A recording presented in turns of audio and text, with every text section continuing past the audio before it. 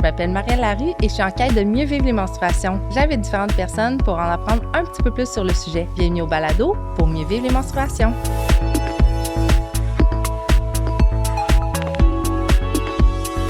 Salut Elise, comment ça va? Ben ça va? Oui, contente que tu sois là au balado. Est-ce que tu voudrais commencer par te présenter de quelle organisation tu es? Alors déjà, merci Marielle pour l'invitation. Oui. Très contente d'être là avec toi. Donc moi, je suis Élise Bruno, directrice du réseau québécois d'action pour la santé des femmes. C'est un peu long comme nom. RQASF, Voilà. on peut le dire comme ça. Donc c'est un organisme qui va avoir 30 ans en 2027, ça s'approche. Et pour le dire rapidement, c'est un organisme multidisciplinaire qui a des membres partout au Québec, qui sont majoritairement des centres de femmes, des syndicats. Et la mission principale, c'est de défendre les droits et les intérêts des femmes en matière de santé et de les soutenir dans leur expertise et la prise en charge de leur propre santé. C'est très important. Oui, parce qu'on en a besoin. Hein? On en a besoin. On a besoin d'affirmer que les femmes sont les meilleures connaisseuses de leur santé, en fait, de leurs conditions, de ce qu'elles ressentent. Donc voilà, donc ça, c'est tout un travail de diffusion, d'information, de prévention, de sensibilisation, totalement indépendante. C'est important de le préciser, vraiment indépendante de toute industrie pharmaceutique, polluante, et évidemment aussi dans une approche globale, féministe et intersectionnelle. Ouais. On pourra en parler longtemps, mais voilà, c'est l'approche du RQASF et on en est très fiers. Puis vous êtes vraiment dans la responsabilisation et non dans la culpabilisation, là, qui est la grosse Merci nuance. de préciser, c'est super important. Effectivement, on va jamais être dans le jugement. On veut juste diffuser de l'information. Je vais me servir l'exemple très précis. On diffuse de l'information sur les interventions esthétiques. C'est pas du tout pour dire aux femmes, surtout, ne touchez pas à vos seins. Non. Voici ce que ça implique. Voici les questions que vous devriez poser aux médecins que vous allez rencontrer. Et voici toutes les informations dont vous avez besoin pour faire un choix éclairé. Voilà, on n'est pas dans le jugement. Ça, on veut juste pouvoir faire un choix éclairé. Puis pour faire un choix éclairé, il faut avoir toutes les informations. C'est exactement ça et vous avez le droit de les demander. C'est ça. Il faut les demander. Puis vous êtes vraiment dans une vision humanisme et non capitaliste. Puis je pense que c'est ça que vous défendez un petit peu, là. Évidemment, la santé, c'est pas censé produire de l'argent. Elle est censée être au service de la population, au service des gens. Et il y a c'est tout un système à déconstruire et reconstruire, le système de la santé. On voit les enjeux qu'on rencontre en ce moment avec une fragilisation extrême, une privatisation galopante, on pourra en parler longtemps. On sait que tout ça, c'est pas au bénéfice de la population, c'est au bénéfice de la finance, on le sait.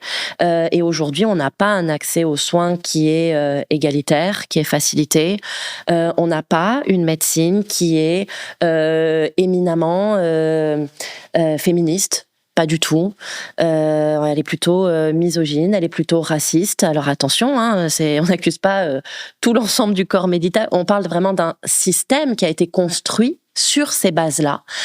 Aujourd'hui, c'est notre travail à toutes, à tous, de déconstruire, de sensibiliser. C'est OK, ces bases étaient celles-là, mais c'est pas une fatalité. C'est pas une fatalité. On peut repenser tout ça. Et aujourd'hui, quand on croise une nouvelle génération de médecins, on se rend compte que il y a vraiment ce désir de se débarrasser de ce moule-là. Mais je pense que c'est facile pour personne. C'est pas facile pour eux. Et c'est pas facile pour la population de se faire entendre aussi sur ces sujets. On est dépendant des services de santé. Moi, je répète tout le temps, quand on a éprouvé autant de difficultés à obtenir un rendez-vous, c'est pas facile, une fois qu'on y est dans le cabinet, on se sent privilégié d'être en face d'un médecin. Ouais. Et là, il faudrait se dire, OK, j'ai l'impression que ce qu'il me dit, il faudrait que j'ose aller contre lui, dire, excusez-moi, mais je pense que vous n'avez pas pris compte de ce que je viens de vous dire. Même moi, je me dis, je suis quand même super bien placée pour défendre ce genre de choses. Et je me suis retrouvée dans des cabinets de médecins à me sentir vraiment petite. On est vulnérable. Ouais, et c'est pas normal. On sait que la relation thérapeutique, elle est super importante. On sait que 50% de la réussite d'une d'un suivi médical, il tient à la relation thérapeutique. 50% de la réussite. Donc bien sûr que c'est super important de se sentir en confiance, de se sentir écouté. C'est pas juste un diagnostic, une pilule magique. Non, c'est qu'est-ce qu'on a à en dire, une vision globale. C'est important de demander à quelqu'un, mais quel travail vous faites ? Est-ce que vous avez des enfants ? Est-ce que vous êtes soutenu ? Qu'est-ce que vous éprouvez comme difficulté dans la vie ? Tout ça, c'est des choses qui doivent être prises en compte. C'est une vision globale de la santé, et puis de prendre en compte que aussi la santé physique et la santé mentale, c'est la même chose. C'est pas séparé. C'est interrelié, là. Complètement. Oui. Voilà. Donc nous, ce qu'on va défendre, c'est ça. Et au final, cette vision féministe de la santé, attention, elle n'est pas juste bénéfique aux femmes, elle est bénéfique à absolument tout le monde. Ouais. Tout le monde. Puis là, un des enjeux là, que vous défendez, c'est la surmédicalisation des menstruations. Oui, notamment. Qu'est-ce que tu me dirais là-dessus? Qu'est-ce que c'est la surmédicalisation des menstruations? Ben merci beaucoup de poser la question. C'est vrai qu'on parle beaucoup de médicalisation. Pour être assez claire et concise là-dessus, la médicalisation, ça va être le fait de faire entrer dans un processus médical des étapes de vie qui sont complètement naturelles, c'est-à-dire comme les menstruations, la grossesse, la ménopause, la vieillesse. Ce sont des étapes de vie qui sont complètement normales. Mais c'est le fait de les faire entrer dans un système médical qui va avoir du pouvoir sur ces étapes-là et qui va nous déposséder de notre connaissance et de notre vécu de ces phénomènes-là. Imaginons, je suis une jeune fille qui a 16 ans, qui a des menstruations qui ne sont pas très régulières, qui se pose des questions, qui a des crampes menstruelles, et puis elle va voir un médecin, et puis on va lui prescrire la pilule. Voilà, en lui disant, ça va résoudre tous tes problèmes. Tes menstruations vont être régulières et tu n'auras plus de crampes menstruelles. Ce qui se passe, c'est que déjà, oui, effectivement, les règles elles vont être régulières étant donné que ce ne sont pas des règles. Oui, ce ne sont plus des règles. Donc évidemment, on va pas lui expliquer qu'en fait, elle pourrait prendre la pilule en continu, ça changerait rien. C'est psychologique de s'arrêter pour avoir des saignements artificiels, c'est purement psychologique. Donc ça, en principe, elle va pas l'entendre. Ou en tout cas, j'espère que c'est le cas davantage aujourd'hui que moi, ce que j'ai connu. Mais je pense que si on demandait aux gens, il y en a peu qui attesteraient qu'on leur a expliqué ça dans un cabinet médical. Et ensuite, oui, il y aura peut-être moins de crampes menstruelles, mais il y aura tout un tas d'autres effets secondaires qui peuvent être, alors là, la liste est très longue, des migraines, des périodes vraiment de down aussi, une baisse de libido, bref, et tous les effets secondaires qu'on peut connaître. C'est différent pour chacun. Donc, exactement, en plus. Personne ne va réagir de la même manière à un contraceptif, etc. Donc, quelque part, au lieu de lui dire, OK, c'est normal que tes menstruations ne soient pas régulières dans la première, deuxième, troisième année, et ça ne veut pas dire qu'il y a un souci. Et tes crampes menstruelles, c'est correct aussi à un certain degré. Explique-moi quelles sont ces douleurs, et voici ce que tu peux mettre en place pour essayer de mieux les vivre. C'est du bon sens, en fait. Quand on y pense, c'est du bon sens. Puis là, le RQASF, est-ce que vous éduquez? Comment vous faites là, pour essayer de briser cet enjeu-là? On en parle à toutes les occasions possibles. On en parle sur notre site internet. Tous les articles qu'on va publier, dès qu'il y a l'occasion de parler de cette médicalisation, on va profiter de cette occasion-là. Et surtout pour dire que la médicalisation mène à une médicamentation, voire une surmédication, qui a potentiellement des effets iatrogènes. Donc, ce mot un peu compliqué, en fait, est très simple. Les effets iatrogènes, c'est quand un médicament va lui-même avoir des effets secondaires qui sont délétères sur la santé. Donc là où c'est une solution, ça devient un problème. Mais là, les médecins diront, mais voici une autre pilule pour corriger. Exactement. Et donc, surmédicalisation, il n'y a pas de solution au final. Et la personne se retrouve complètement perdue, en fait. Qu'est-ce que je fais? Est-ce que c'était la bonne solution? J'ai pas les connaissances pour. Comment je navigue avec ça? Je vais voir un autre médecin qui va me prescrire encore autre chose. Et là, je comprends, il y a quand même un certain découragement qui peut s'installer. Alors attention, ça je le précise quand même, parce qu'il faut toujours être dans la nuance. Quand on va parler d'endométriose ou de syndrome des ovaires polykystiques, là il peut y avoir pour le coup, une sous-médicamentation, médicalisation.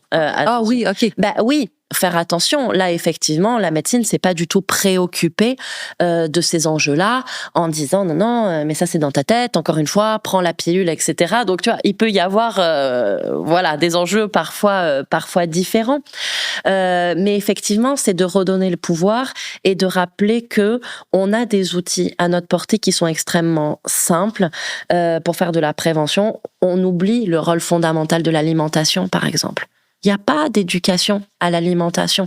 Alors que bien souvent, on se rend compte que pour les menstruations douloureuses, aussi, des douleurs prémenstruelles qui peuvent être compliquées, le fait d'adapter son alimentation, ça peut avoir vraiment un rôle incroyable sur le ressenti qu'on peut avoir. Donc, ce qu'il y a, c'est qu'il n'y a pas d'éducation à ça. Donc, nous, on est là pour apporter de la connaissance.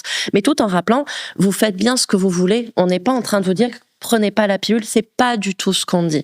On est là pour ouvrir le champ des possibilités, des connaissances et redonner du pouvoir. De pas dire il y a juste une voie à suivre, c'est celle de la médicalisation, parce que c'est pas vrai. C'est beaucoup plus vaste que ça, complexe que ça, selon chaque personne. Ben, c'est ça, mais tu sais, la clé, là, c'est vraiment l'information.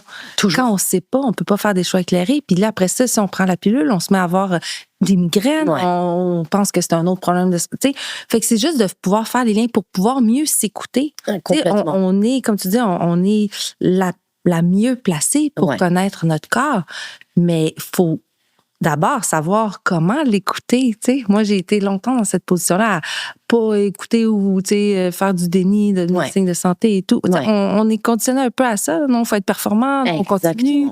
Pas à l'écoute de son corps. Non, c'est ça. Fait que là, où est-ce qu'on peut trouver, donc, dans vos articles sur notre site RQASF? Sur notre site principalement, vraiment, il y a et puis on a un site principal et puis on a plusieurs autres sites aussi par sujet.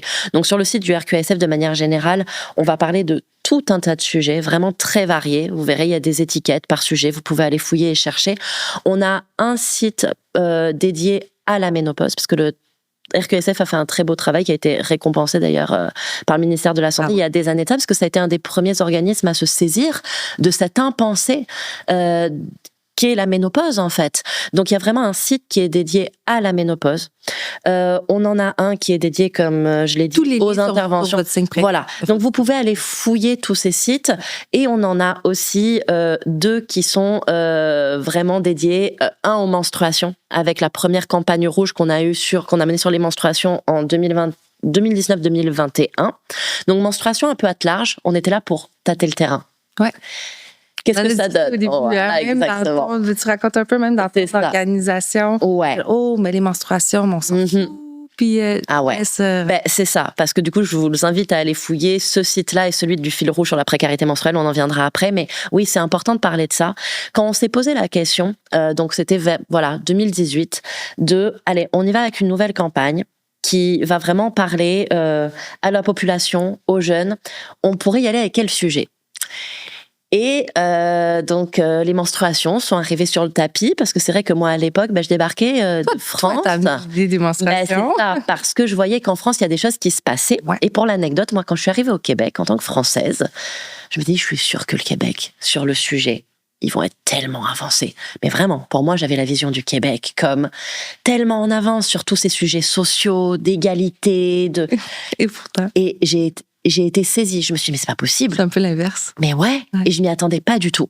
Et je voyais en France l'extraordinaire travail que menait l'association Règles élémentaires, qui a vraiment, vraiment fait bouger les choses à ce sujet-là. Donc je me suis dit, est-ce qu'on n'irait pas avec les menstruations?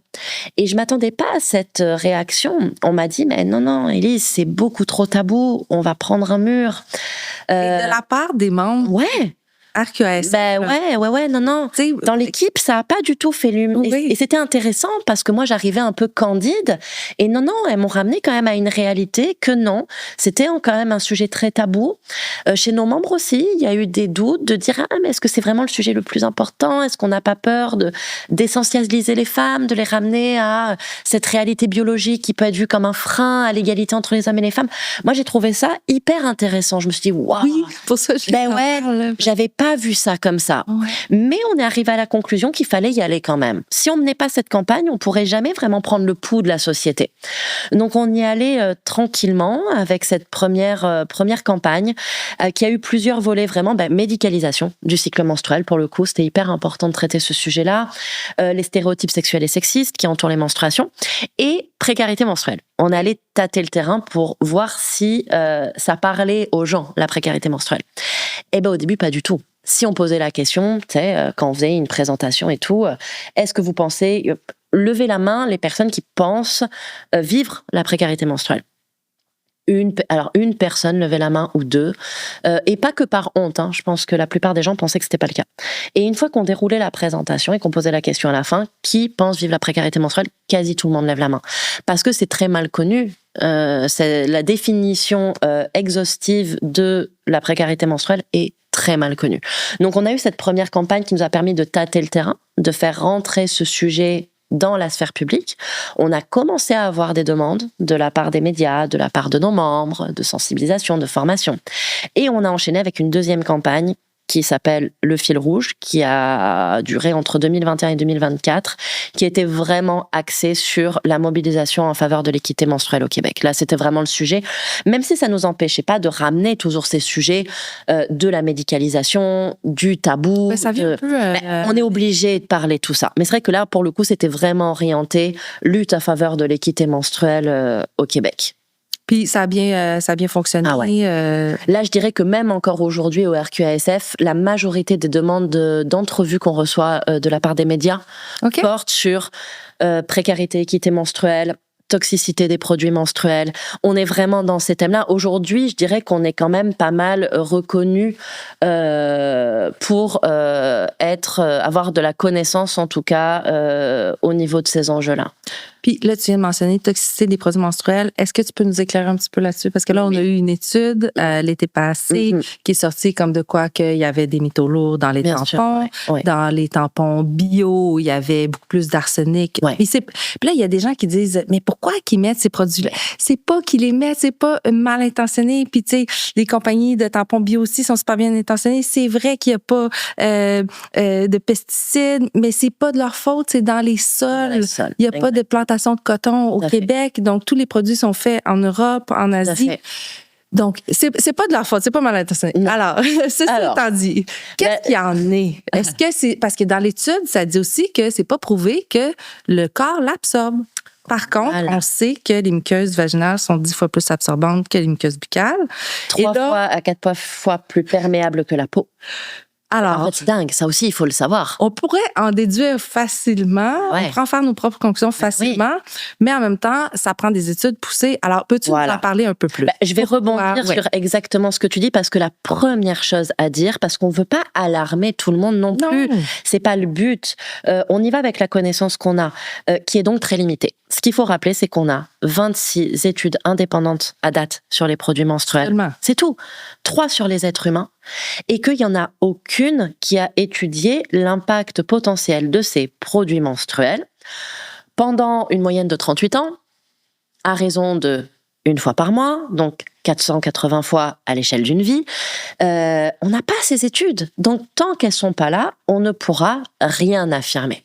Voilà. C'est ça qui est compliqué. Nous, quand le grand public va nous poser des questions, quand on va donner des ateliers, conférences, etc., je le dis ouvertement, je suis désolée, j'aurai pas les réponses aux questions que vous vous posez, qui sont extrêmement légitimes. Voici l'état des lieux. On peut parler en revanche de risques potentiels. C'est la seule chose qu'on peut faire. Dire, les phtalates, c'est ça, les risques potentiels de cancer, etc. Je vais pas faire une liste de choses qui vont nous déprimer, nous inquiéter, mais on le sait. Par contre, moi, ce qui m'intéresse de dire, c'est que le marketing des produits menstruels se sert de la honte menstruelle. Alors, je vais y aller un peu dans le détail. De faire en sorte, par exemple, d'avoir des produits, et le marketing le dit, les produits, quand vous serez dans la toilette et que vous allez rouler votre serviette dans le papier, ça fera pas de bruit. Donc en fait là, on va ajouter des produits potentiellement toxiques, des parabènes, etc., qui sont des assouplisseurs de plastique. Donc c'est que le problème, c'est que bien souvent, il y a des ajouts, le parfum, le chlore, parce qu'il faut que les produits soient blanc pour paraître très propres, etc. C'est que des applicateurs à paillettes. C'est la réalité. Je veux dire, je n'invente rien, c'est la réalité. J'ai pas vu ça, Bah mais si, évidemment. ça m'étonne pas. Eh ben oui. Donc, tout ça, et puis pareil, mais remets-toi en question l'applicateur aussi. Pourquoi l'applicateur ? Parce que il y a le tabou, la gêne d'être en contact avec son propre corps, que parfois, il n'y a pas les infrastructures aussi nécessaires. Oui, c'est important d'avoir, c'est même indispensable. Je veux dire, c'est important. Je me reprends. C'est indispensable d'avoir accès à un lavabo pour se laver les mains avant de toucher ces produits menstruels. Même si on a un applicateur. Oui, exactement, c'est important de le dire. Ouais. Avant, après. Donc, en fait, tout ça, ça joue cette honte menstruelle qui est là depuis bien longtemps. Ça fait en sorte que ces produits qui pourraient être évités sont là. Comme tu dis, il y a des produits qui sont difficilement évitables aujourd'hui, comme ce que tu dis avec les sols contaminés, etc. Mais il y en a beaucoup qu'on pourrait éviter et qui jouent sur ça rapporte de l'argent. Ces produits, ils vont coûter plus cher. Tu mets un applicateur à paillettes, bien sûr que ça va te coûter plus cher qu'un tampon de base. Et puis après, on peut ramener ça à l'écologie. Mais je fais attention quand je parle de tout ça parce que je me rends compte que quand je donne des présentations sur le sujet, il y a une culpabilité qui peut naître aussi de tout ça. Donc je le rappelle toujours, attention à la charge mentale menstruelle, attention à la charge mentale verte, et attention, il y a une question de privilège quand on aborde ces questions-là qui est absolument énorme. Il y a tout un tas de personnes qui n'ont pas le privilège de pouvoir choisir leurs produits menstruels. C'est vrai? Quand tu n'as pas les moyens, que tu te retrouves à l'épicerie, eh ben, tu dois faire un choix entre t'acheter une boîte de tampons et t'acheter de quoi te nourrir ou nourrir tes enfants, etc. Donc là, t'as pas le luxe de te dire je vais choisir tel produit parce qu'il est potentiellement plus clean. Ben non, je vais aller choisir le moins cher qui est potentiellement le plus toxique. Mais ça encore, ça reste à prouver. Mais c'est toujours important de rappeler cette question des privilèges. On n'est absolument pas tous à égalité avec ça. Puis aussi, tu sais, c'est, mettons, on veut briser les cycles de dépendance avec les produits réutilisables, mais souvent, les personnes en situation de précarité, elles peuvent pas. Elles n'ont pas les moyens de s'en acheter sur le coup. Non. Et puis tu vas leur dire, bah si, alors va acheter un disque menstruel. Ok, moi je suis d'accord, mais c'est clair. Je veux dire, il va te coûter, allez, on va dire en moyenne 50 pièces. Tu l'achètes, c'est le plus économique. C'est clair. C'est le plus durable, c'est le meilleur pour l'environnement, etc. Mais ne pas oublier qu'il y a des personnes qui vont peut-être pas être à l'aise avec un produit interne. Oui, aussi. Et c'est correct. Oui. Et puis, il faut qu'elles aient accès à un endroit où elles peuvent se laver les mains. Je veux dire, tu peux pas aller dire à une itinérante d'aller utiliser un disque menstruel. Donc, il y a tout ça à prendre en compte et puis déconstruire. Je veux dire, le fait de dire, on n'est pas obligé d'utiliser un seul produit. Il y a plusieurs produits. Souvent, on hérite des produits qu'utilisait notre mère, par exemple. Mais aujourd'hui, on peut déconstruire ça. Mais comme tu le dis, je reviens vraiment à ce que tu dis. Oui, bien sûr. Moi, je me suis acheté mon premier kit de culottes lavables. J'en ai eu de mémoire pour entre 250 et $300. Et ben, je me suis posé la question, Ouais. Je me suis dit, waouh, est-ce que je peux me permettre ça maintenant ? Et puis je me suis dit, ok, alors là, ok, je peux. Et puis de toute façon, je me suis rassurée sur le long terme, c'est plus économique. Voilà, mais il y a des marches à franchir, c'est quand même une grosse dépense. Tout le monde ne peut pas se permettre de le faire. Donc, il y a des subventions qui existent dans certaines municipalités, arrondissements de Montréal. Mais encore une fois, c'est des subventions qui sont souvent pas pérennes. Il n'y a pas tellement de communication dessus. Ou alors, elles vont avec des subventions pour les couches lavables. Alors que ça serait vraiment super de séparer les deux, parce qu'on peut avoir besoin des deux aussi. Ah, le quota. Ben ouais. Le quota. Parfois, c'est un même budget. Et puis, parfois, c'est ça, c'est mal connu. Ou alors, il y a des personnes qui vont jeter dessus, elles ont bien raison. Mais du coup, les personnes qui arrivent un peu après, il n'y a plus de fonds disponibles. Ou alors, moi je l'ai fait, parce que j'ai fait tout le travail d'aller recenser sur le site du Fil Rouge toutes les villes, arrondissements, avec les formulaires. En fait, quand j'ai fait ce travail-là, je me suis dit, en fait, si tu es une personne qui n'a pas de facilité avec l'informatique, avec scanner tes factures, en fait, tu lâches l'affaire. Donc il y a ça aussi, mais là, encore une fois, je juge personne. Je pense que tu as peut-être une personne mandatée à la mairie pour mettre en place ce système-là. Tu peux pas lui demander de faire des miracles non plus. Je veux dire, ça demande une réflexion. Quel est le formulaire le plus adapté, le plus inclusif, quel est le processus le plus simple pour les gens. Tu sais, c'est pas simple. Donc, tu as toute une réflexion, mais ça vient d'une volonté de dire ce sujet et cette subvention, elle a de l'importance. Les gens, ils en ont besoin. Mais c'est pas énorme. Là, quand j'ai acheté mon deuxième round de culottes, 5 ans après, je précise du coup que les gens sachent que ça m'a duré 5 ans, j'ai eu une subvention de la part de l'arrondissement Hochelaga Maisonneuve de $50. Si j'avais eu un salaire moindre, j'aurais pu, je crois, avoir jusqu'à 75. Mais il y a des gens pour qui c'est pas suffisant. Non, c'est pas suffisant. C'est mieux que rien, mais c'est absolument pas suffisant. Donc c'est ça, c'est de rappeler que ces produits-là, c'est des produits essentiels. C'est ni plus ni moins des produits essentiels. Et ça, on pourra y venir. Peut-être tu pourras me relancer sur des aspects peut-être plus spécifiques, mais c'est important de le nommer quand même maintenant. C'est des produits essentiels et il faut venir petit à petit avec cette volonté de les rendre disponibles pour le plus grand nombre et de manière gratuite. Ben oui, exact. Là. C'est ça. Ça dans les salles de bain, les produits backup. À l'école. Puis, on recevait Catherine Fournier, justement, qui nous disait, est-ce que tu as des pistes de solutions? Tu sais, si c'est pas les municipalités qui payent, qui devraient payer.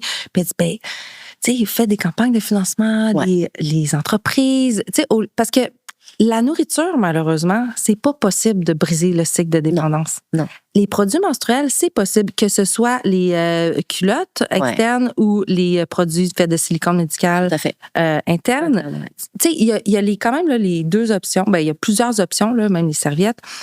Puis ça, au moins, le mois d'après, si je te donne une boîte de tampons ou une boîte de serviettes, t'es obligé d'en avoir d'autres. Ouais. Mais si tu brises le cycle de dépendance, après ça, parfait, t'es bon pour 5, Tout à fait. Et la pandémie nous a appris ça. Hein.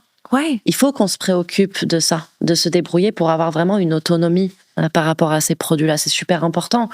Et effectivement, donc, il y a des choses qui ont été faites. Franchement, si on revient en 2019, début de campagne, ce qui a été accompli, c'est quand même déjà énorme, même si c'est vraiment absolument insuffisant. Mais quand on voit ce qui s'est passé dans les milieux de travail sous législation fédérale, etc., qui a l'obligation d'avoir des produits, etc., il y a des améliorations. Mais c'est absolument insuffisant. C'est évident que dans les écoles, il devrait y avoir des produits. C'est tout. En fait, c'est comme le papier toilette. Peu importe où tu te trouves, tu sais que si tu vas à la toilette homme-femme d'ailleurs, je précise, partout, un lavabo pour te laver les mains, une poubelle, des produits menstruels. Et surtout qu'on ne se serve jamais de cette espèce d'argument qu'on a entendu beaucoup trop de fois. Ah ouais, mais ça, c'est la porte ouverte aux abus. C'est absolument faux. Et s'il y a une personne qui va se servir largement, en fait, c'est qu'elle en a besoin.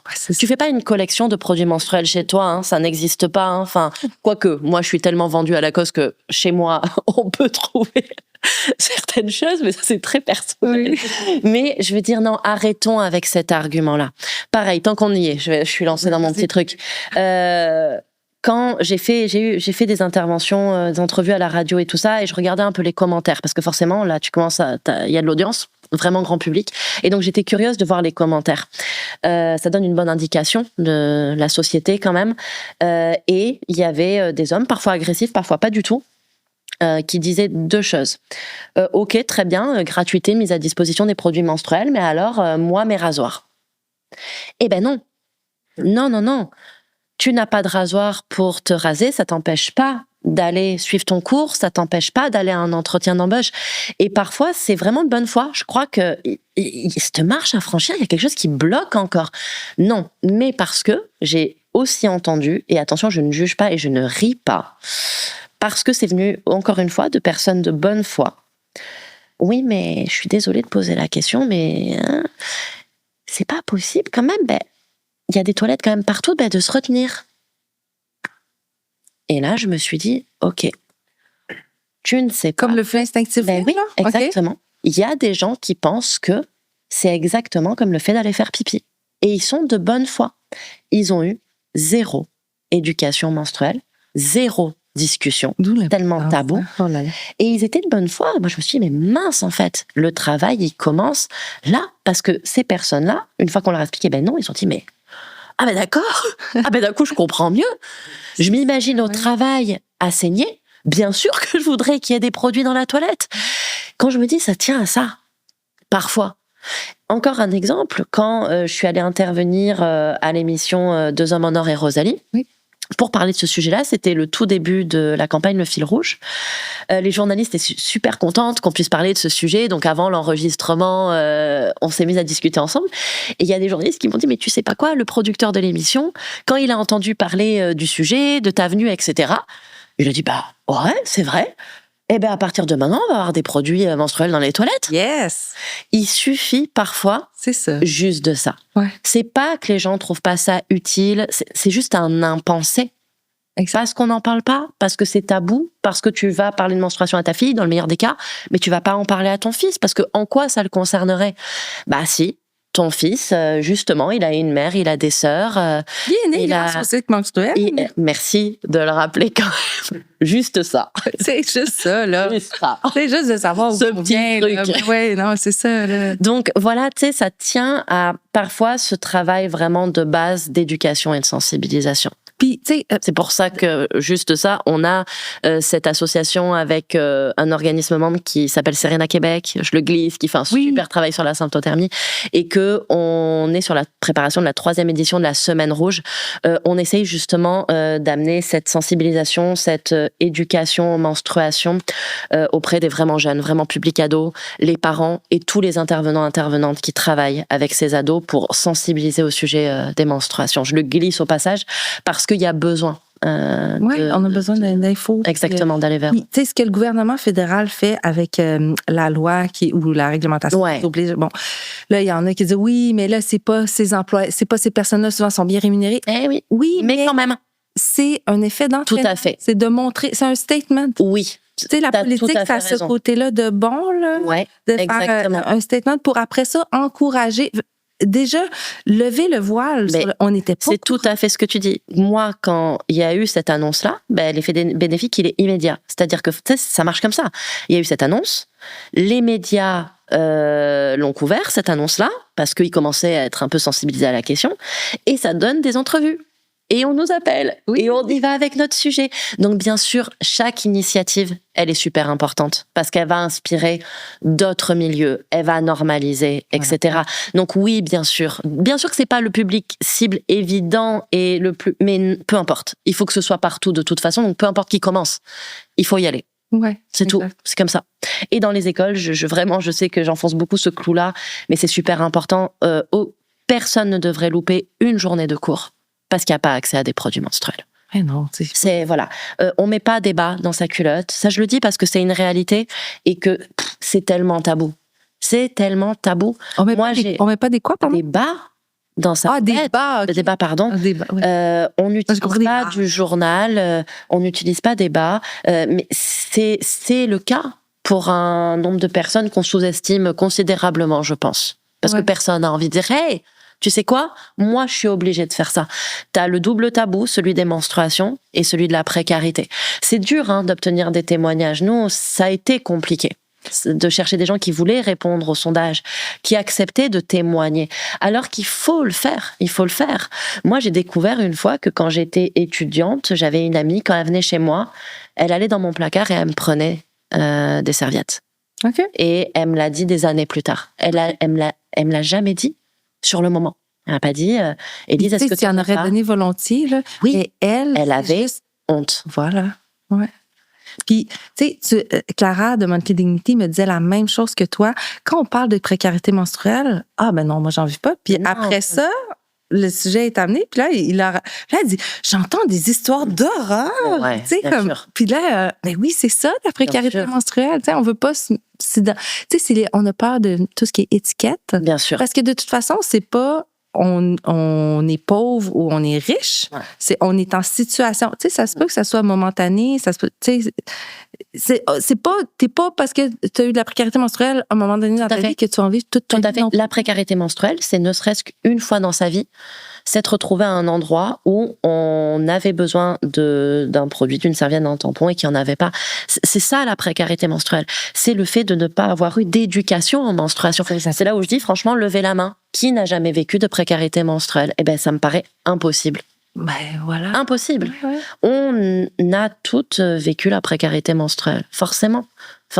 Ouais. Donc on est sur la bonne voie, mais il reste beaucoup de travail à faire. Quand j'entends une amie qui me dit j'étais dans un hôtel à Toronto, mes menstruations sont arrivées, elle a un cycle très irrégulier, j'avais pas accès à ma valise, etc. Bref, compliqué. Je suis allée dans le lobby de l'hôtel, etc. Il y a du café gratuit, il y a du sirop d'érable gratuit. Par contre, la boîte de tampons qui était à ma disposition à la boutique de l'hôtel, elle coûtait $10. Non, c'est plus utile d'avoir accès gratuitement à des tampons qu'à du café et à du sirop d'érable. L'ensemble, c'est super. Tout, le package est génial. Mais franchement, non, ne faites pas payer une boîte de tampons $10. C'est un produit essentiel. Alors, il y a plus de taxes depuis 2015. Voilà. On va dans le bon sens. Je veux le rappeler, on va dans le bon sens. Lentement, mais sûrement. Voilà. Mais il y a encore beaucoup de travail. On n'est pas rendu Non, on n'est vraiment pas rendu. Et c'est pour ça qu'il ne faut pas juste que ce soit un effet de mode. Nous, c'est ça, on insiste beaucoup là-dessus parce que tu sais comment c'est aussi. Il y a des sujets qui pop, qui sont à la mode, et puis après, non, faut que ça s'inscrive dans des politiques. Le secrétariat à la condition féminine a parlé vraiment explicitement dans une de ses sections de l'engagement en faveur de l'équité menstruelle. C'est inscrit dans leur stratégie. Nous, on a soufflé un coup quand on a vu ça, parce que nous, le but, c'est ça, c'est qu'il y ait des engagements et que ça rentre dans les stratégies.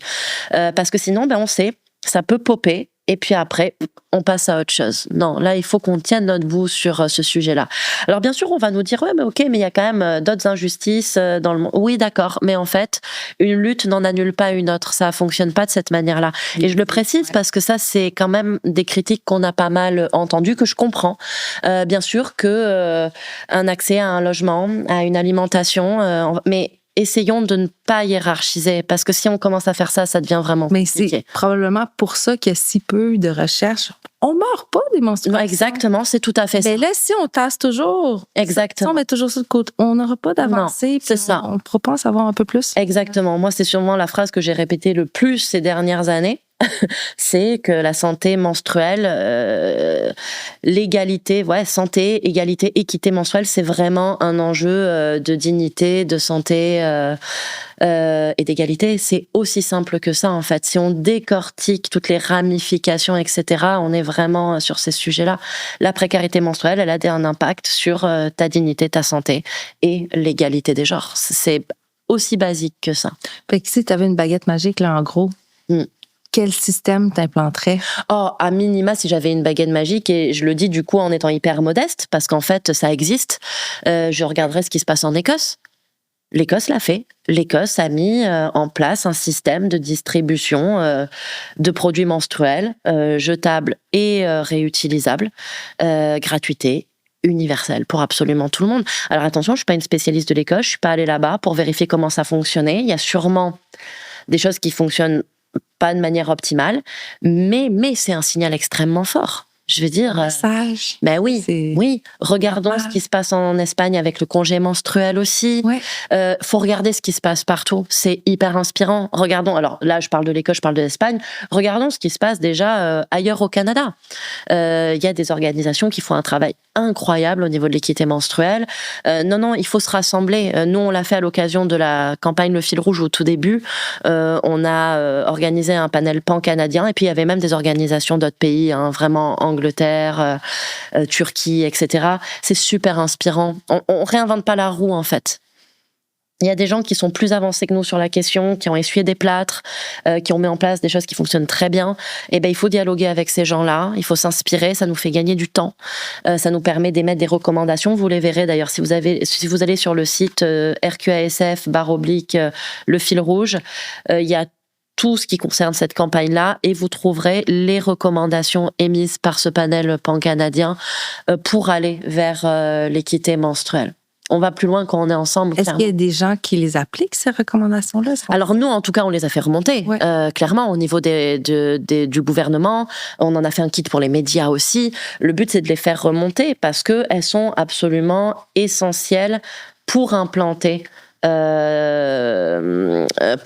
des initiatives qui répondraient réellement aux besoins. Donc vraiment, elles sont vastes. Elles résument un peu tout ce que je te dis depuis le début, vraiment l'inclusivité, la prise en compte de l'environnement, la prise en compte ça, c'est super important, je le répète. Chaque personne doit pouvoir choisir ses propres produits menstruels. Ça, c'est très, très important. On n'a pas tous vécu les mêmes traumatismes. Il y a une question aussi de religion. Tout ça, ça doit être... on ne doit pas être dans une espèce d'uniformité, syndrome de la taille unique. Tiens, on te fournit des serviettes et des tampons et sois bien contente ou content avec ça. Non, il doit avoir cette prise en considération quand même globale. Et puis voilà, on va répéter quand même toujours la même chose. C'est de miser vraiment à fond sur l'éducation et la sensibilisation. C'est quand même la base. Puis là, quand je me suis lancée dans Fornix, moi, je suis rentrée là bien naïvement.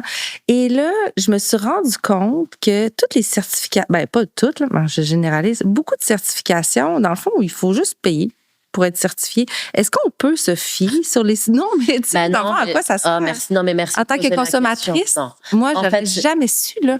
La Société des obstétriciens... Non.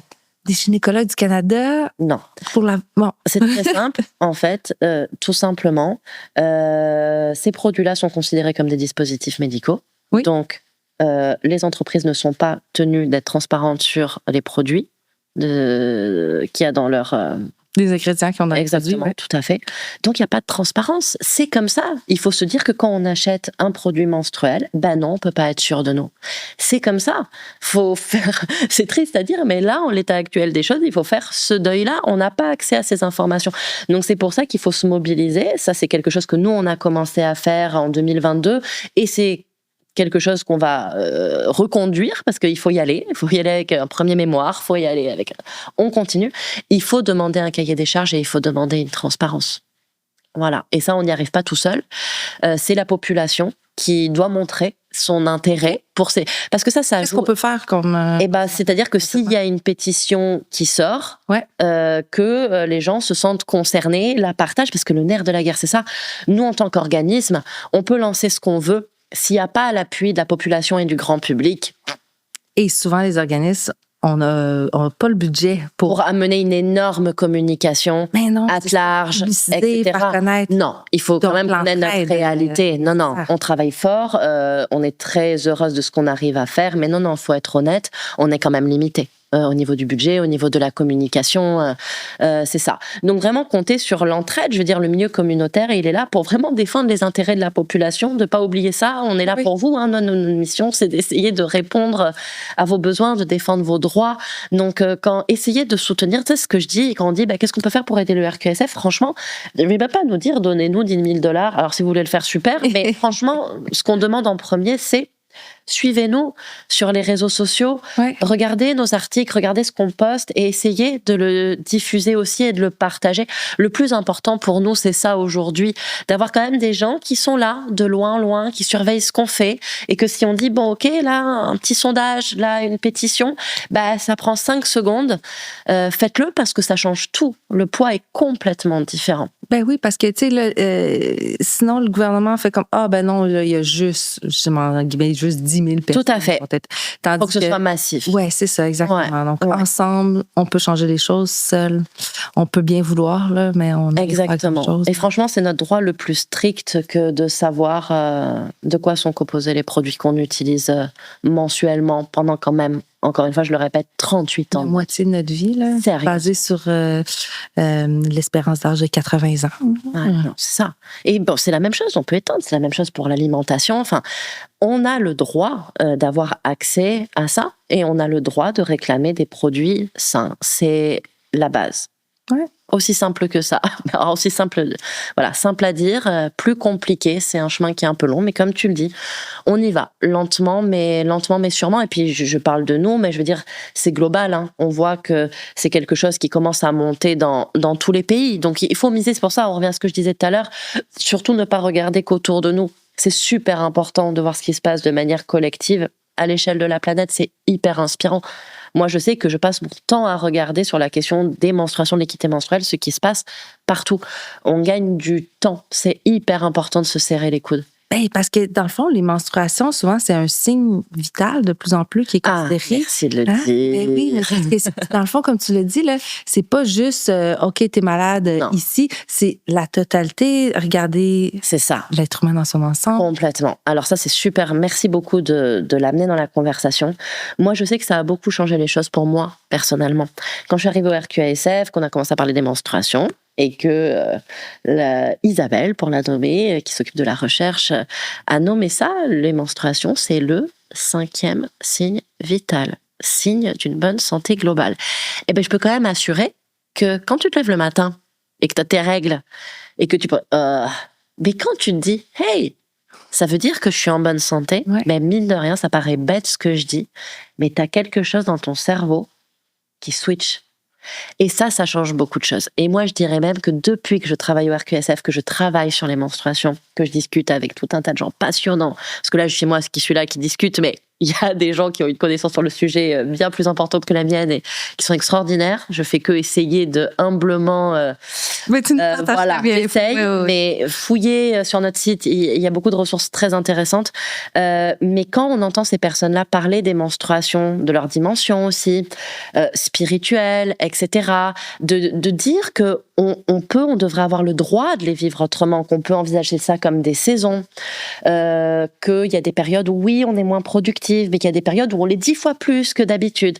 Mais moi, mes menstruations, je ne les vis plus du tout physiquement de la même manière. J'avais des douleurs, je n'en ai... Ça paraît un peu, je vais faire vraiment la... Mais franchement, croyez-moi, c'est la vérité, je n'ai plus de douleurs au moment de mes menstruations. OK. Parce que je crois que je prends plus soin de moi, je fais plus attention à ce que je mange, je fais plus attention à me reposer à certains moments, mais aussi parce que j'ai un environnement de travail qui me le permet. C'est vrai. Eh ben oui. Ouais. Alors ok, dans le communautaire, on n'a pas que des avantages, je vais pas les lister, mais quand j'ai mes menstruations, à part événements particuliers, je peux travailler de chez moi. Je suis persuadée que ça a beaucoup changé les choses. Moi, je pense que mes douleurs, alors attention, je dis pas que c'est les douleurs de tout le monde, attention, moi je pense que mes douleurs étaient beaucoup liées au stress. Et le fait de pouvoir les vivre tranquillement, sans culpabilité, me dire, ben là, ce matin, je vais pas travailler. Peut-être cet après-midi. Et puis demain, dans une semaine, ça ira bien mieux. Et je sais que je vais arriver à dealer avec ma charge de travail. Et moi, je pense que m'enlever le stress, ça m'a enlevé des douleurs. J'en suis persuadée. Probablement, oui. Puis comme tu dis, l'alimentation aussi, on constate. Bien sûr. On peut pas dire, OK, ben voici ce que vous devez manger. Non, ça marche pas comme ça. Tout le monde est différent, mais tout le monde réagit. Ne serait-ce que de savoir que ça a une influence, et ben là, le chemin est ouvert pour que tu puisses tester toi-même ce qui te convient, ce qui fonctionne pour toi. Et ça revient à ce que tu disais au tout début, la responsabilité. Il y a personne d'autre que nous-mêmes qui est plus expert de notre corps que nous-mêmes. Ouais. On sait pas tout, puis on a besoin des spécialistes pour travailler en équipe. Attention, la nuance, bien sûr, mais il faut travailler main dans la main. C'est Joanie Lacroix, là, son documentaire de patient participant. Je trouvais que cette phrase-là de patient participant. Génial. Mais oui, arrêtons d'attendre que la petite pilule magique arrive. Non, on n'est pas coupable. Non. Mais on est responsable. Oui. Tout à fait, c'est complètement ça. Et puis c'est ça, et puis revenir à la base, je reviens à la racine de ta question du 5e signe vital. C'est important de parler des menstruations de manière positive. Donc encore une fois, attention, on ne veut pas dire aux gens, mais ouais, t'as mal. Non. Bien sûr que dans le vécu des menstruations, de par le tabou, de par l'endométriose complètement sous-diagnostiquée, etc. Bien sûr que c'est pas un parcours simple et harmonieux pour tout le monde, mais de rappeler que de base, c'est très positif. Avoir ces règles, c'est positif. Ça veut dire que ton corps fonctionne, que ça va bien. Donc, je le répète parce que c'est vrai que nous, surtout au départ, on entendait surtout des témoignages négatifs sur les menstruations. Ce qui était très correct, mais de ramener toujours cette petite pensée-là qui est hyper importante. C'est très important. Quand, dans ton enfance, on t'a fait voir ça comme un fardeau, normal. Voilà, et ménopause, etc. Et là, je rajoute encore une couche. On se rend compte que bien souvent, le vécu de sa ménopause va être très aligné avec le vécu qu'on a de nos menstruations. Donc, en fait, on en revient toujours au même. L'éducation, c'est la base. Ça peut déterminer complètement le rapport qu'on va avoir à nos menstruations et à notre ménopause, puisque la ménopause, n'en parlons pas, mais c'est aussi tout On peut un en parler. sujet. Ouais. Mais juste de dire ça, c'est important. C'est Oui. de dire que c'est On a une épisode médicalisé aussi, aussi. la même Voilà, c'est extrêmement médicalisé aussi. Les femmes se sentent pas écoutées, pas entendues. Elles savent pas hors mode, pas hors mode. Elles entendent tout et leur contraire. Et encore une fois, on leur parle pas d'activité physique, on leur parle pas d'alimentation, etc. Donc non, tout ça est très lié. Et c'est évident que l'éducation joue un rôle essentiel là-dedans. Ça peut déterminer vraiment tout le rapport que tu auras avec ces phénomènes-là pour le reste de ta vie. Donc, c'est pas rien quand même. Ouais. C'est pas rien. Tu sais, l'éducation aussi, on n'est pas obligé de juste mettre ça dans la cour de l'école. Non. Tu sais, comme je pense qu'en tant que société, on peut se dire, ouais, tu sais, comme sur votre site, tu sais, il y a beaucoup d'informations à aller chercher. Fait. La semaine rouge, c'est ce qu'on veut faire aussi. Non, c'est ça. Et puis, avec ça passe par plein d'ateliers, là. Exactement, des ateliers destinés aux parents, aux enseignants, etc. Non, c'est très important. Et puis aussi, on a un enjeu spécifique qui est d'essayer de ne pas tout le temps lier les menstruations à la sexualité. Ça, c'est un énorme enjeu, surtout qu'on sait que l'âge de la ménarche des premières menstruations a tendance à reculer. Oui. C'est pas de plus en plus jeune. C'est ça. Ouais. C'est pas du tout opportun de parler de sexualité. Un enfant de 8 ans. C'est ça. Donc, il faut réfléchir. On ne devient pas une femme parce qu'on a ses menstruations. De le dire. C'est les activistes qui le disent. Exactement. Ouais. Donc, tout ça, ça demande une réflexion. On doit s'adapter à ça. On doit en parler d'une nouvelle manière. Et tout le monde a sa responsabilité. Je veux dire, dans les publicités pour les produits menstruels, quand tu vois le liquide bleu et tout ça, je veux dire, eux aussi, ils ont une immense responsabilité sur le vécu des menstruations. Oui, parce que là, le liquide est en train de changer pour de bleu à rouge, mais ça reste de l'eau pareil. On le sait très bien que c'est pas ça la texture. Est-ce que tu sais l'année où la première fois...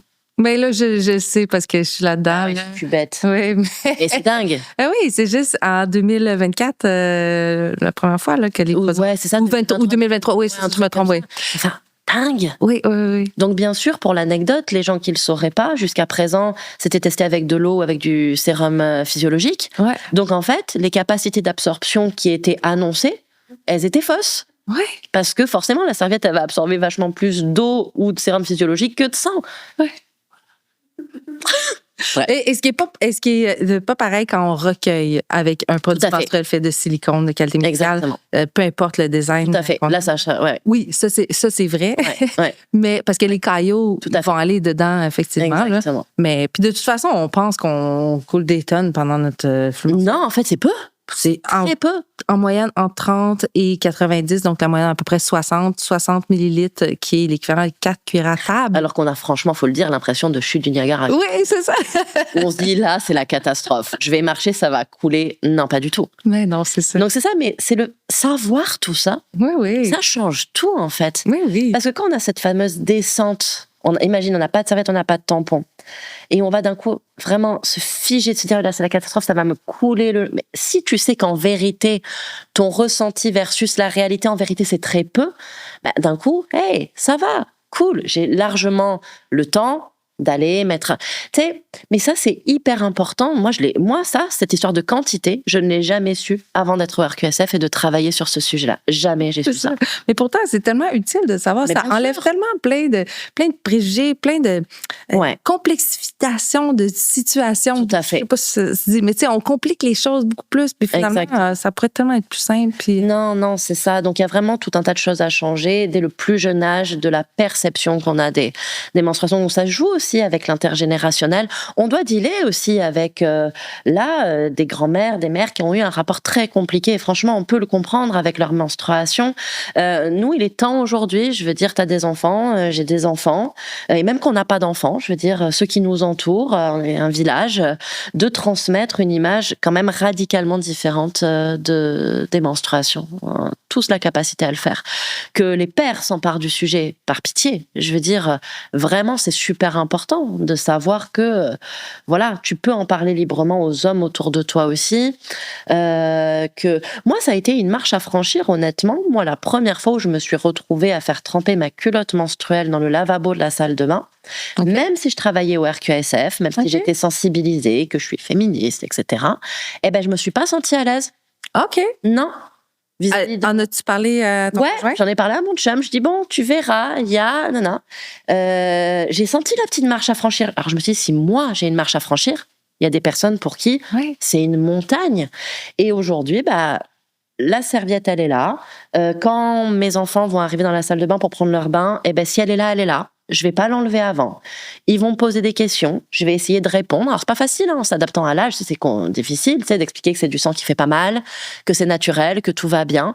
Mais je m'impose de rendre ça très transparent et très visible à la maison. Puis c'est comme ça que ça va piquer la curiosité. Bien sûr. Puis qu'ils vont poser des questions. Exactement. Et autant mon fils que ma fille. Ben oui. Vraiment. Oui, moi aussi. Mais ma fille, à un moment donné, elle est rentrée dans sa... Tu sais, à cet âge-là, il rentre un peu quand elle veut, là. On connaît Puis, ça. L'intimité. Et là, elle dit, qu'est-ce que tu viens d'entrer dans tes fesses?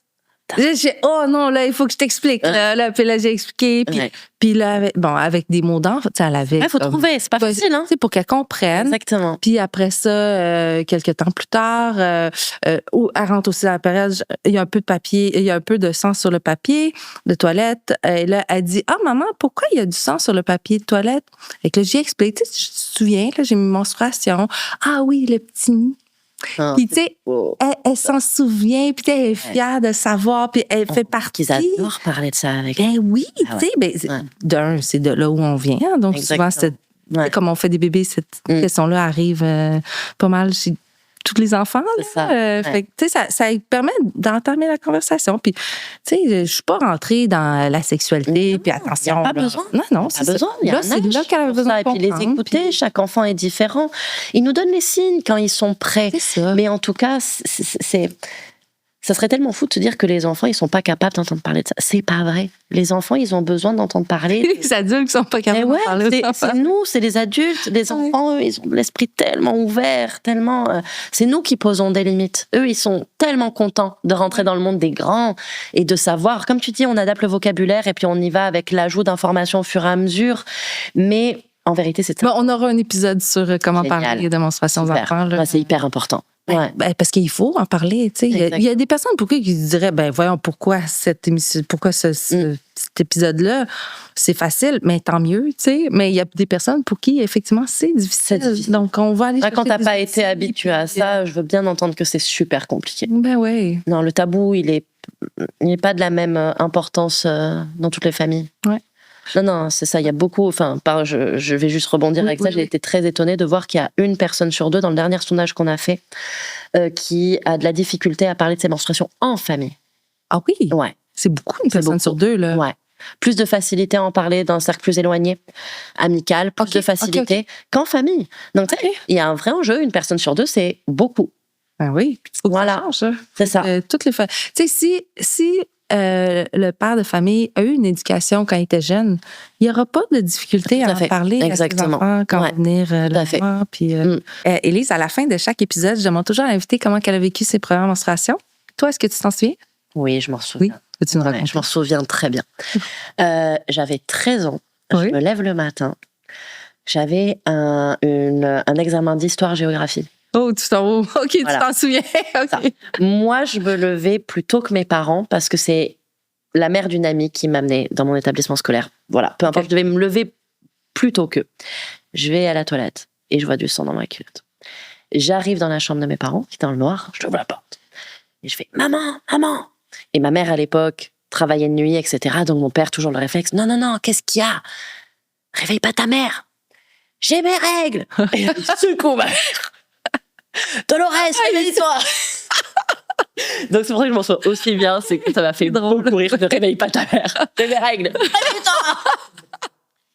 Donc voilà. Donc l'importance de l'éducation aux hommes, c'est ça. Donc ça, je m'en souviendrai toute ma vie, je pense. Et du coup, ma mère, je me souviens qu'elle m'accompagne à la toilette, elle me donne une serviette. Et ça m'est revenu à l'esprit il y a pas longtemps. La première chose qui m'a marquée, c'est j'ai haï la sensation de plastique dans ma culotte. Ouais. Et c'était pas tellement le sang qui m'a choquée, c'était je vais pas pouvoir avoir du plastique en contact comme ça. Vraiment, je me souviens très précisément, m'a dit, attends, combien de temps? Ma mère, elle m'a dit combien de temps? Jamais de la vie. C'est 90, beaucoup de personnes ne le savent pas, c'est 90% de plastique que les serviettes menstruelles sont composées. C'est ça. La sensation, tu vois, c'est fou. C'est ça qui me revient en mémoire aujourd'hui. Pas le sang, pas la douleur. La douleur, j'ai eu des enjeux après de l'inconfort. De gros, on marchait comme un canard. Ouais. Je m'étais dit, mais tout le monde, je vais arriver à l'école, tout le monde va voir qu'il se passe un truc. Je suis en train de marcher comme un cow-boy. Et on s'habitue, hélas, mais du coup, ça a été la révolution quand j'ai découvert des années et des années et des années plus tard ces autres. Et aujourd'hui, je peux pas revenir en arrière. C'est impossible. Impossible. Donc oui, ça m'a marqué. Et l'autre chose qui m'a marqué, je le note parce que moi, ça, j'y ai pas eu droit parce que mes grands-mères étaient décédées à cette époque-là. Mais des amis très proches à moi, la tradition, et je pense que ça existe encore, quand on a des grands-mères encore âgées, etc. Quand tu as tes menstruations pour la première fois, ta grand-mère ou une membre de ta famille, ça peut être ta mère aussi, moi ma mère me l'a pas fait, te donne une claque. Ah, ben non. Hey, ça fait envie ou pas? Mais je m'en serais peut-être passée, là, de alors, cette tradition-là. C'est maintenant tu es une femme, petite claque comme ça. Prépare-toi. Non, c'est un peu, fais attention, sois raisonnable, t'es une femme, tiens-toi bien vis-à-vis des hommes. Ah, ok. C'est ça que j'ai réussi à décortiquer un peu.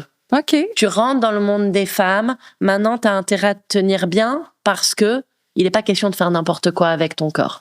Et là, en un geste, en une tradition, le poids. Ben ouais. Le poids. Déjà, tu es une femme. Alors, franchement, qu'est-ce que ça veut dire? Moi, je me pose parfois encore la question aujourd'hui. Franchement, bah ouais, faut le dire. La sexualité, pouvoir tomber enceinte, waouh, non. Donc, je le glisse parce que moi, j'y ai pas eu droit, mais beaucoup de mes copines ont vécu ça. Droit. Ouais. Voilà. Donc, je le glisse. Je pense que forcément, c'est quelque chose qui va se perdre, mais ça fait partie des traditions. Ouais, mais... Voilà. Alors, je préférais franchement un gâteau. Oui, il y a des célébrations. Voilà. C'est ça, je trouve. Il y en a qui veulent pas être célébrés. Et je comprends très bien. On peut juste normaliser sans avoir à le stigmatiser ou à le fêter, juste l'accompagner correctement. Mais encore une fois, juste pour rebondir sur cette histoire de serviette, ça me fait penser aussi que t'es très tributaire du fait de quel produit ta mère va te donner. Parce que moi, du coup, tu vois, ma mère, elle m'a donné des serviettes, elle m'a jamais donné de tampons parce qu'elle aimait pas les tampons, parce qu'elle était très en avance sur la toxicité, etc., étant infirmière, même à l'époque. Et elle m'a dit, je préfère que tu en utilises pas. Ah, et moi, pourtant, toute ma vie, les gynécologues, en traitement de fertilité, les tampons. Non, tout est correct. Mais ma mère, je suis admirative parce que tu vois, on parle de ça il y a très longtemps maintenant, et elle m'a dit, ce genre de produit, il vaut mieux les avoir pas trop proches. Donc moi j'ai connu que ça, mais ça fait dire que il faut être capable aussi après d'ouvrir le champ, parce que souvent tu vas te calquer sur les produits qu'il y a à la maison, c'est tes parents qui les achètent, c'est pas toi qui les achètes, t'as pas le pouvoir financier de les acheter, donc c'est important quand même de sensibiliser à ça, c'est important de laisser le choix aux ados de choisir leurs propres produits, c'est super important. Voilà, ce que je pouvais préciser de mon traumatisme de la serviette en plastique. Mais au moins, tu savais, ta mère t'en avait parlé, tu savais que c'était qui arrivait. Exactement. Non, moi j'ai plutôt été quand même très bien lotie de ce côté-là, vraiment. Et puis la sensibilisation aux enjeux de santé, c'est vrai que ma mère, avec le recul, je me dis, mais c'est dingue. C'était quand même au début des années 2000. Elle était en parlait et comme quoi ça devait se savoir parce qu'elle l'a pas inventé. Elle devait le savoir de quelque part. C'est juste que c'était vraiment très très niche comme sujet. Il y avait pas la pilule, pareil. De recherche pour appuyer. C'est ça. Donc, ma mère m'a laissé prendre la pilule, mais elle m'a fait par contre un exposé exhaustif des effets secondaires. C'était rare à l'époque aussi, à tel point que du coup, je l'ai prise. Un peu pour l'énerver aussi, je pense. Mais je l'ai très vite arrêtée parce que j'ai jamais oublié ce qu'elle m'avait dit. Elle a jamais pris la pilule de sa vie. Des symptômes. Et donc j'étais obligée de dire à maman, oui maman, tu as raison. Oh non, pour une adolescente, c'était... Voilà, j'ai attendu d'être un peu plus qu'adolescente pour le dire, histoire de garder la face un peu. Mais comme quoi, et donc l'éducation change encore une fois complètement tout. À ce niveau-là. Merci, puis merci pour venir ici. Merci surtout pour ce que vous faites au RQASF. Mais merci à toi de nous donner franchement la parole et cette audience. Et, on l'a pas tous les jours et ça change tout pour nous. Ça fait super plaisir. Merci. Merci beaucoup. À bientôt. À bientôt. Oui.